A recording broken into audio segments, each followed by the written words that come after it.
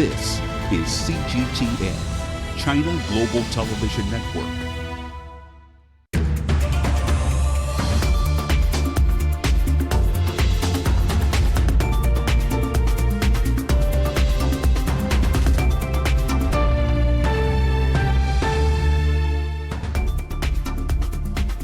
Hello and welcome to Dialogue. China has one of the most rapidly aging populations in the world, with those over 60 years old projected to reach 30% by 2035. How will the demographic change impact the country? How has China been dealing with the aging population? And what are the challenges ahead as China's economy is slowing? To discuss these issues and more, I'm joined by David Moser, Associate Professor at Beijing Capital Normal University, Wang Dan, Chief Economist at Hang Seng Bank, and Benoit Hadi-Chachuang, Adjunct Professor at Temple University of Japan. That's our topic. I'm Xu Qinduo.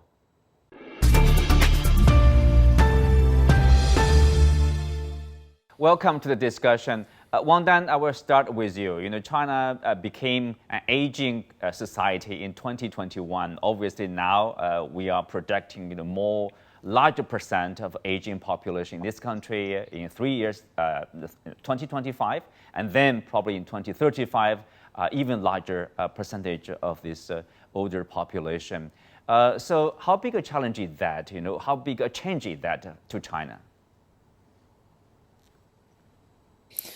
It has already changed China tremendously in the past 10 years when more people are approaching the retirement age. We have seen the fiscal stress for many of the local governments because the pension deficits provinces are increasing. And there are also huge pressure on the family side, since we have mostly the one-child generation that have parents going to retire soon, if not already. So they have been under pressure to find the right kind of elderly care center or nurses to take care of their parents. And we are also seeing this trend of China becoming a slower economy. Of course, there are different factors contributing to that result, but becoming an aging society means lower consumption and less innovation, and it's just inevitable. Mm-hmm. David, you have been in China, actually in Beijing, for 20 plus years. What's your observation of this gradual change of aging society in China?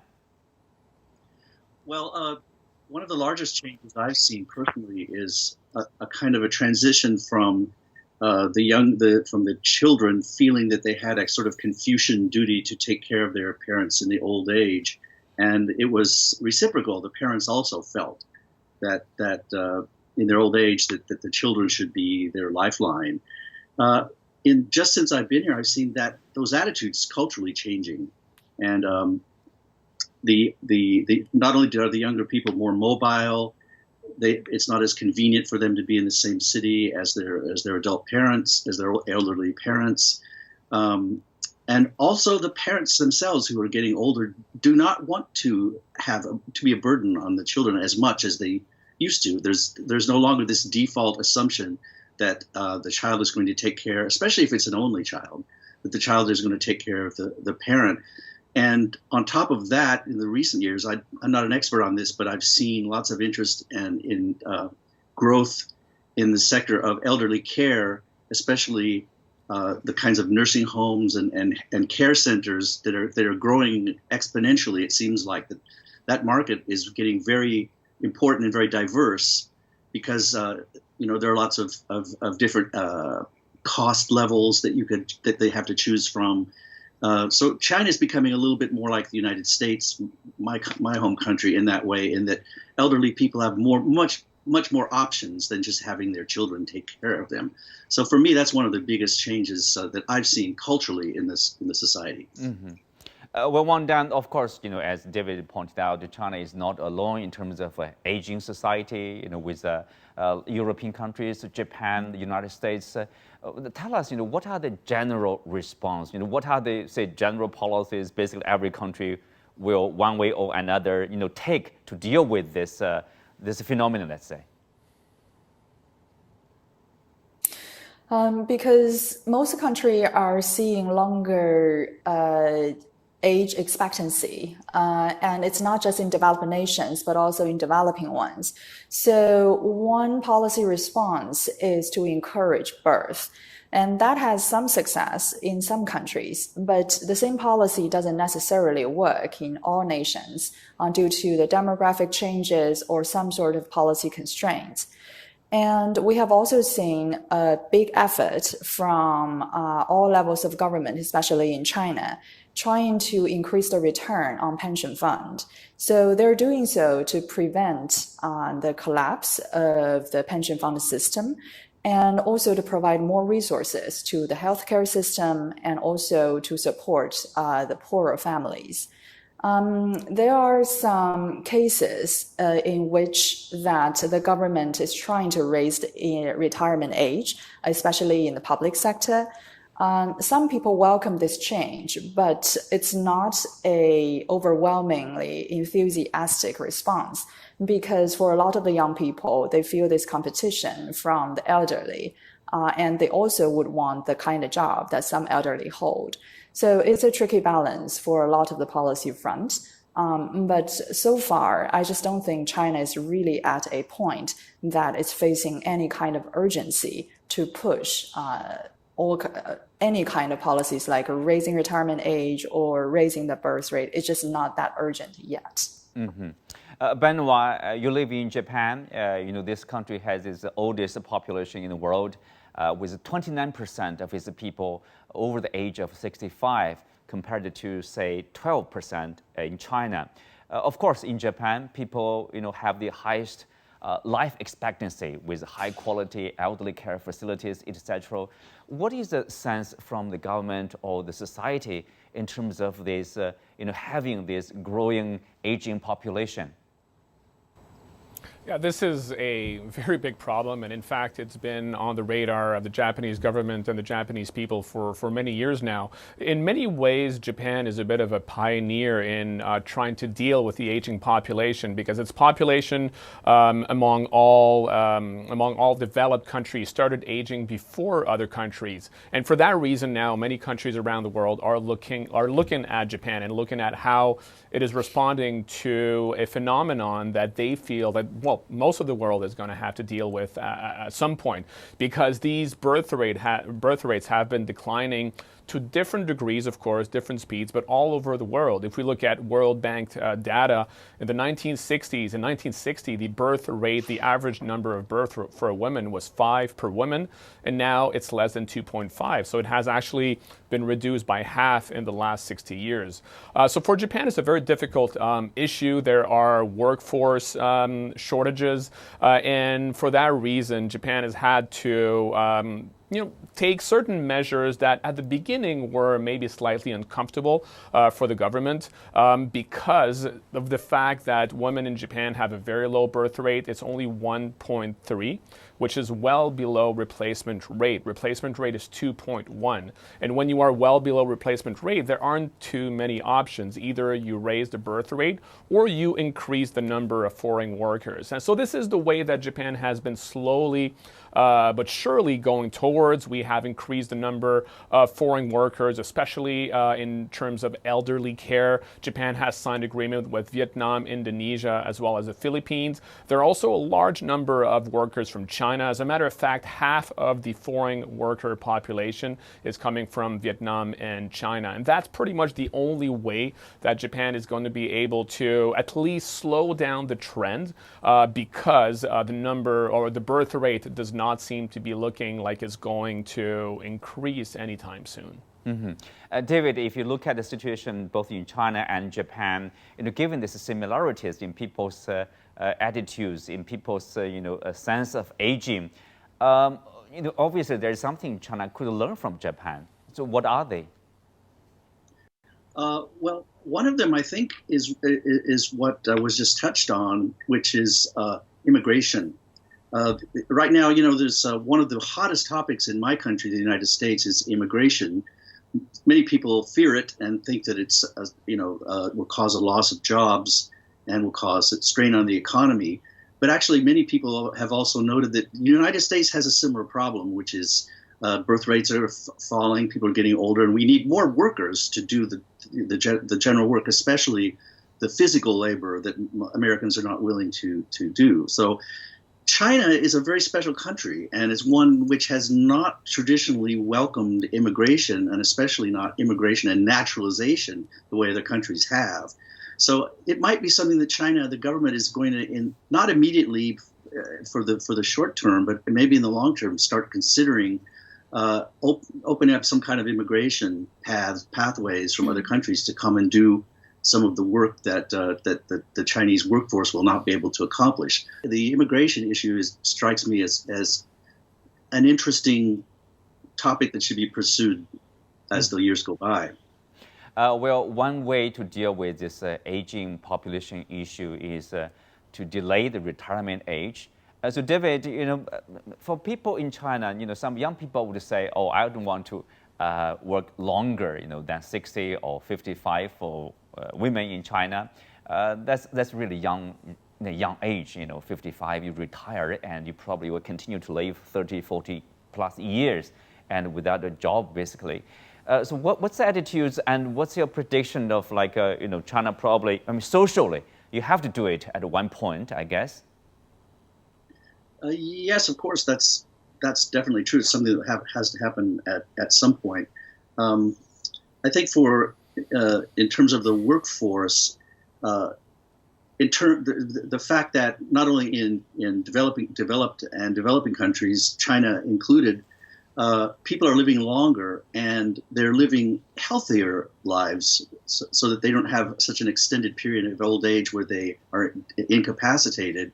And there's kind of a natural resource there in older people who are able to continue to work past the normal retirement age and to contribute to society, maybe only on a lesser scale and at a lesser degree of output than they did when they were younger. This solves lots of problems, issues of tax revenues that can be gradually phased out, and then pensions that can be gradually phased in, gives the government and gives the corporations a lot of leeway, a lot of elbow room to manage the transition. But I think it's also elderly people, most people at retirement age these days, are still quite physically able to continue to work in some form, even after retirement. And many are willing to do so. I mean, for some, especially I think maybe for men, the burden is the feeling is a little bit different. But a lot of men, when they reach retirement age, feel at a loss, and they feel like they want to continue to be productive as part of their self-image and as part of their just the urge to be contributing to the society.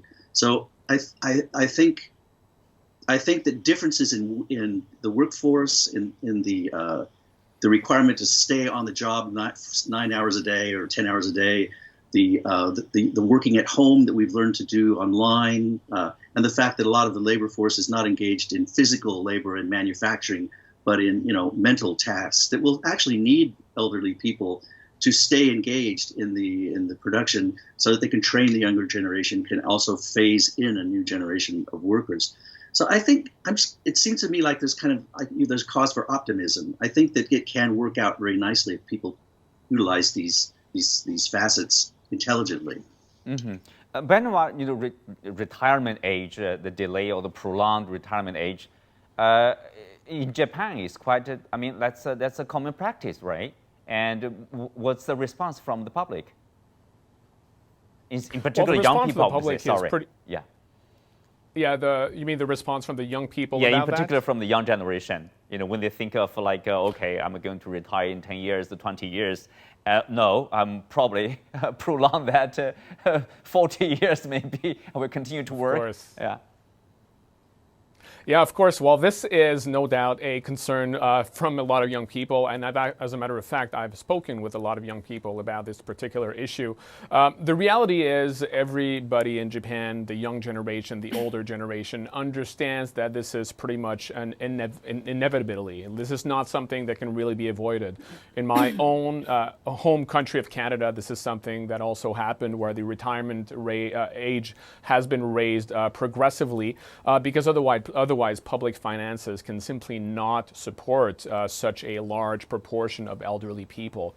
So in Japan, while there is, of course, some teeth grinding, not everybody's very comfortable with this idea.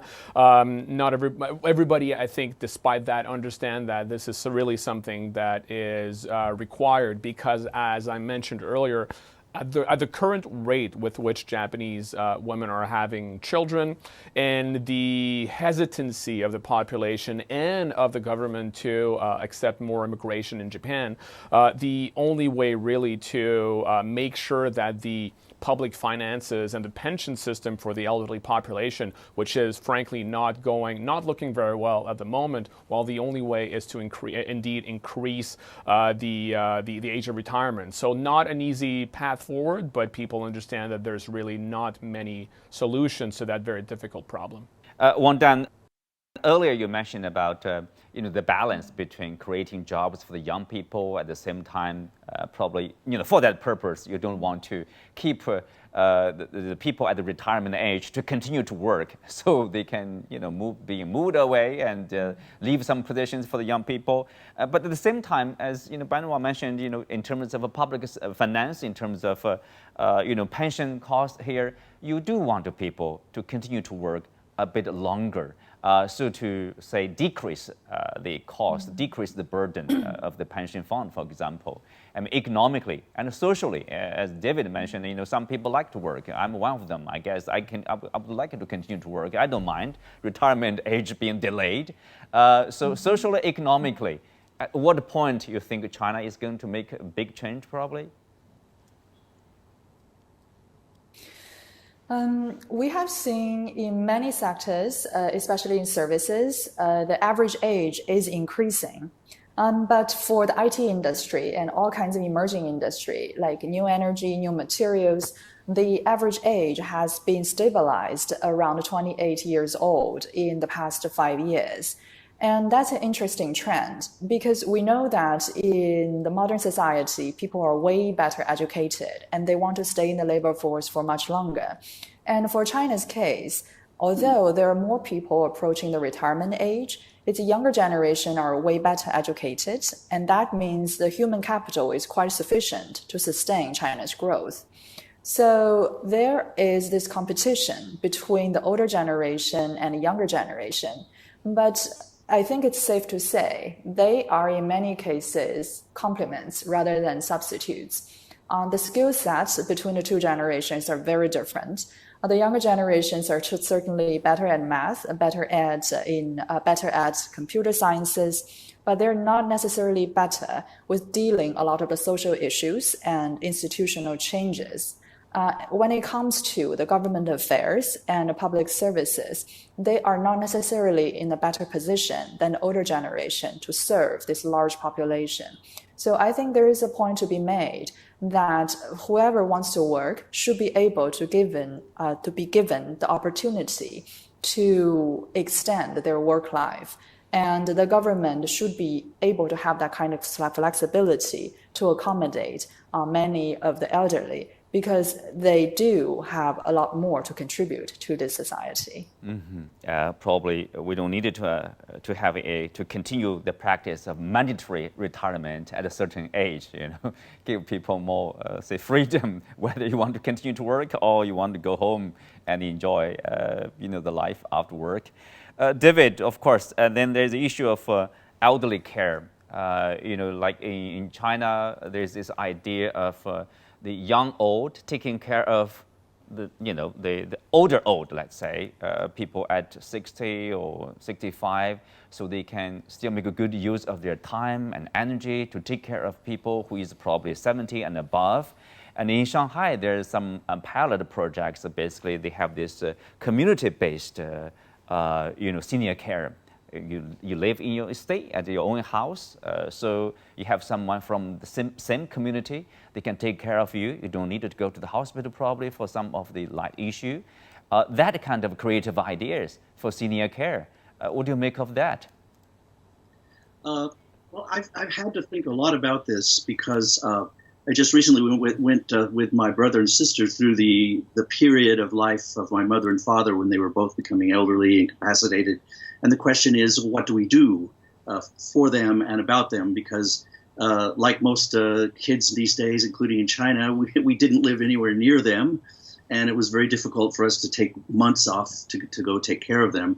I think China is converging with the United States in terms of becoming its economy becoming more and more rich, and that there's with more and more rich and with a market now for the elderly care, which I think could be one of the biggest sectors of the economy, obviously going forward. That what we should see, if we let market forces take the role, that we can see a lot more options. When we were taking care of my parents, we had a lot of options to let them stay at home, have in-home what they call here a hugong, is like a nurse that can take care of them on an hourly basis, or put them in an assisted living where they're able to be relatively independent. And most assisted living residences in the United States have a medical floor where if there's some kind of medical emergency, that the residents can just go down directly to the medical floor and get medical help in case of emergencies. So all of these things are possible solutions to the problem, but everyone's situation is different. Everyone's situation is different. Their financial system is different. Their health situation is different. Their mental situation is different. And some are very independent, but most elderly people need community. They need contact. They need groups of friends. And so I think what China will do and is doing is experimenting to see what works, what kind of model works for different types of elderly people in different regions, and to provide the opportunities for that. This is one case where the market can work because we don't know what's going to happen in the future. But if you present the models for elderly care, the ones that are most popular and suited to Chinese culture, because it's also a cultural issue, then those are the ones that will win out, and that will be one of the solutions for this problem going forward. Right. Benoit, there's a new internet trend showing that friends making plans to retire and grow old together instead of having children. And the data show that almost 90% of young people in their 30s have already planned for their retirements. Do you think that's too early to think about the retirement? And if you compare the situation to some senior people, they grow old, lonely sometimes in some situation. What do you think of this concept of choose retiring with friends instead of having families and raising children? Absolutely. I think it's a trend that I've heard about, and obviously. This also resonates with me as somebody. I'm in my early 40s and I don't have children, so this is something that I have thought about as well. And as a matter of fact, it's never too early to start planning for your retirement. I've started thinking about it a little bit in the last few years. I probably should have started a little bit earlier, to be honest. All financial advisors will tell you that as soon as you enter the job market, it's better to start planning for your retirement. So no, absolutely not too early. As far as the trends to think about retiring with your friends, I think that's an important thing. It might seem surprising. This is not something that we used to do decades ago, but considering that more and more people are living a childless life, you need to think about having a community when you're an older person. Having a community, having healthy relationships is one of the main ingredients of well-being and happiness. Research has found that time and again. So therefore, if you want to make sure to have a retirement, an old age where you are happy and healthy, well, you really don't have a choice to start thinking about whether you can retire in a community with your friends that are close to you. That's the only way, really, that we can have an elderly population that is not simply, dying, or that is not simply living in depression or in difficult mental situations. So it's a new trend, but I think to some extent, in a way, a welcome trend. Mm-hmm. Well, David, obviously, this is not only an economic issue, but also a social issue. Getting old, getting retired with your friends instead of families, instead of raising children, and also the attitudes toward growing old. Some young people would having this kind of concern about aging in today's society. What would you say, to convince people that, aging can be positive rather than negative?